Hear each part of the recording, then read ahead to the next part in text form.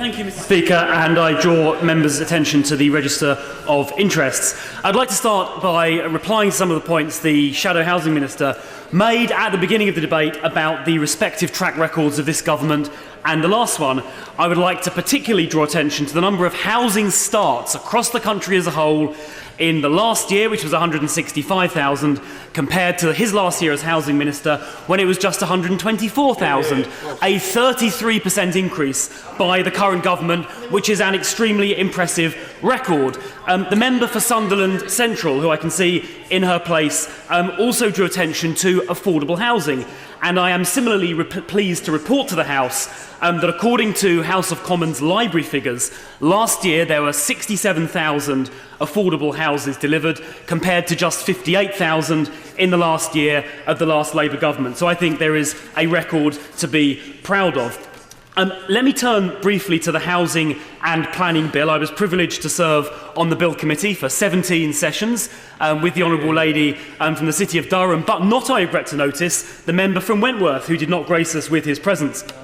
I was also disappointed to hear the lack of new ideas in his speech earlier. I thought from a Shadow Housing Minister we might have heard more. But there is a great deal in the Housing and Planning Bill to welcome, not least the idea that every single local authority must have a local plan by 2017, the local development orders to give outline planning consent on brownfield site that my honourable friend from Ribble South mentioned a few moments ago, and of course in London, the London Land Commission bringing forward public sector land. The GLA have done that very successfully. 98% of their land is being brought forward, and if I could suggest an idea to the Minister from Nuneaton, I believe the London Land Commission should be given more powers to take hold of the surplus public sector land identified and actively bring it forward to make sure that departments like, for example, the NHS or Network Rail or Transport for London do not dilly-dally or shilly-shally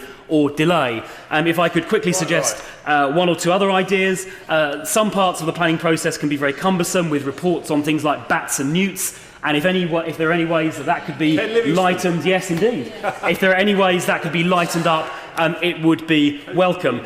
Similarly, I know many developers would be happy to pay higher planning fees if, in exchange for that, they had guaranteed faster decision-making, perhaps with the extra fees being refunded if the service level was not met. I hope the Minister will take those constructive ideas in the spirit they were intended. But in summary, having sat on the Bill Committee for 17 sessions, I am absolutely confident it will increase the supply of new homes and promote home ownership, and Mr. Speaker, I strongly welcome it.